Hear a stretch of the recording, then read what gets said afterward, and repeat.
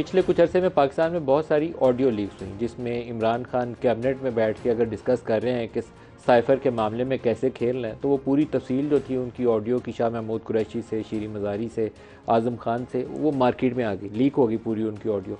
शहबाज शरीफ अगर बैठ के कहीं मरीम नवाज़ से गुफ्तगू कर रहे हैं कि वो कैसे उन्होंने लॉ को किसी पावर प्लांट के लिए उन्हें हेल्प चाहिए, वो भी ऑडियो लीक मंजर पर आ गई।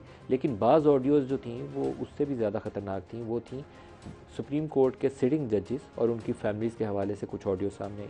मामला सुप्रीम कोर्ट के सामने चला गया और एक जजमेंट जो थी उसके ऊपर रिज़र्व कर दी गई। 5 रुकनी बेंच था, जजों के ऊपर इतराज़ अटर्नी जनरल ने कर दिया क्योंकि बंदयाल साहब की फैमिली के मतलब भी ऑडियो लीक्स में तज़किरा था।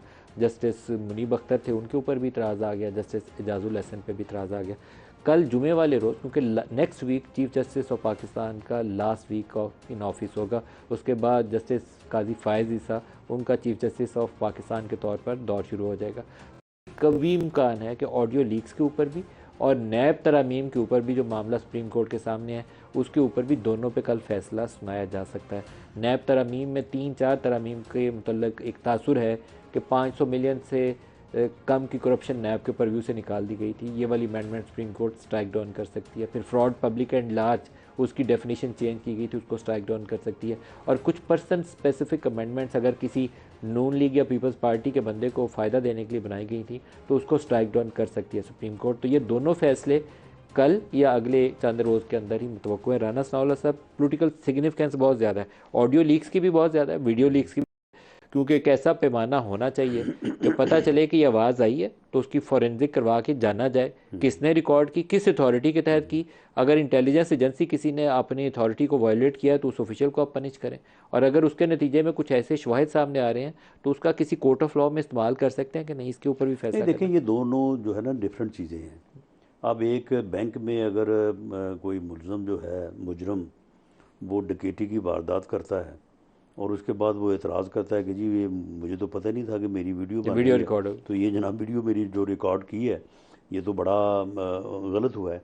मामला ये है कि जो वीडियोस लीक हुई हैं, किसी ने अनअथोराइजली उनको टेप किया या रिकॉर्ड किया, वो एक अपनी जगह पे, अगर वो जुर्म है तो वो अपनी जगह पे चलना चाहिए। लेकिन जिनकी वीडियोस हैं, अगर उन्होंने वो गुफ्तगू की है और वो हकीकत है तो उसका तो हिसाब दें ना वो। अब ये जितनी वीडियोस लीक हुई हैं, किसी ने कहा है कि ये हम इसको चैलेंज करते हैं, ये हमारी आवाज़ नहीं है। आपने किसी की चीफ चीफ फॉरेंसिक करवाई? जस्टिस साहब के हवाले से जो वीडियो लीक्स हुई हैं, उसमें एक उनकी यानी मदर इन लॉ है और दूसरा एक वकील साहब भी जो बात कर रहे हैं, जो बात वो कर रहे हैं, एक दिन बाद वही फैसला नहीं हुआ सुप्रीम कोर्ट से। आपने किसी की फॉरेंसिक करवाई एज? फॉरेंसिक हमने अपनी जो है वो यानी कंजम्पशन के लिए करवाई है और ये सारी हकीकत है। सारी दुरुस्त है? बिल्कुल दुरुस्त है, ये 100% दुरुस्त है। वजारत दाखिला में इसके ऊपर रिपोर्ट्स मौजूद हैं? नहीं, रिपोर्ट्स क्योंकि रिपोर्ट्स तो फिर तब है ना कि अगर इसके ऊपर कोई बाकायदा तौर पे अगर कोई जो है वो लीगल प्रोसेस जो है वो शुरू होता, FIA को आपने कोई हवाले नहीं तो किया कि इसके ऊपर? उसमें उसमें ये है कि हमने अपने तौर पे, क्योंकि एक अपने नॉलेज के लिए कुछ चीज़ों जो है वो की जाती हैं, और तो आपके ख्याल है कि ये वो दुरुस्त है? हमने करवाई हैं, ये बिल्कुल सही है। और वो खुद इन्होंने चैलेंज नहीं किया। यानी सिटिंग जजेस के मतलब जो है वो जो चीज़ें सामने आई हैं, आप मुझे उसके बाद फिर अदलिया का एहतराम जो है वो और उनके फैसलों का तकद्दुस जो है वो कहाँ पे रह जाता है वो। अच्छा, एक उनकी मदर इन लॉ के हवाले से थी, एक में वो किसी कोई ट्रक वाला मामला था जिसके ऊपर बाद में वो मरियम ने एक जलसे में वो ट्रक पकड़ लिया हाँ था, हाँ, तो वो ऑडियोज भी आपका ख्याल है कि दुरुस्त है? वो भी दुरुस्त है। फिर एक अपना तारक रहीम साहब और जी। फॉर्मर चीफ जस्टिस साहब जी। गुफ्तगू कर रहे हैं। एक फिर तारक रहीम साहब और हमारे सिद्दीकी साहब जो एक जर्नलिस्ट के साथ है जर्नलिस्ट हैं, और और एक वो साहब जो मिजाज कह साहब। रहे हैं, जो कह रहे हैं कि ये फैसला होगा, वही फैसला होता है अगले दिन। आपके ख्याल में ये सारी ऑडियो दुरुस्त है?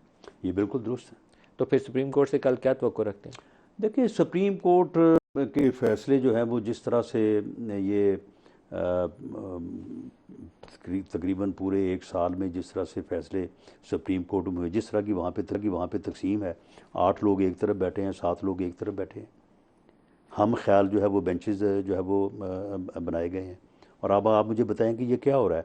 आज तक जिस्मानी रिमांड में जब मुलज़म जो है वो अंडर इन्वेस्टिगेशन हो, कभी किसी ने कहा है कि इसको जो है वो छोड़ दें और इसको जो है वो रिहा करके इसको घर छोड़ के हैं। हमारे ख़िलाफ़ नहीं इन्होंने ऐसे केसेस बनाए जिनमें जो है वो कैपिटल पनिशमेंट थी। उस वक्त अदालतों से रजू किया, उन्होंने कहा कि भाई इन्वेस्टिगेशन में अदालत कैसे इंटरफेयर कर सकती है, इस स्टेज के ऊपर जो है वो किस तरह से जब वो बेल दी जा सकती है। जियो के जो प्रोपराइटर हैं मीर शकील रहमान साहब, उनका केस जो है वो 90 दिन चलता रहा कि जी उनको गलत गिरफ़्तार किया गया है, ये बड़ा जुल्म है, ये बड़ी ज़्यादती है। हम उस वक्त उनकी पेशियों पे तारीख पे जाते रहे। वो बड़े मुअज़्ज़ज़ जजेस थे, दोनों सीनियर लोग। उन्होंने कहा भैया कैसे एक आदमी फिज़िकल रिमांड पे है, एक आदमी जो है वो अंडर इन्वेस्टिगेशन है, हम क्या कर सकते हैं, हमारे पास इख्तियार नहीं है। अब ये फैसले हो रहे हैं कि जी फिज़िकल रिमांड पे है बंदा, इसे रिहा करें, इसे घर छोड़ के।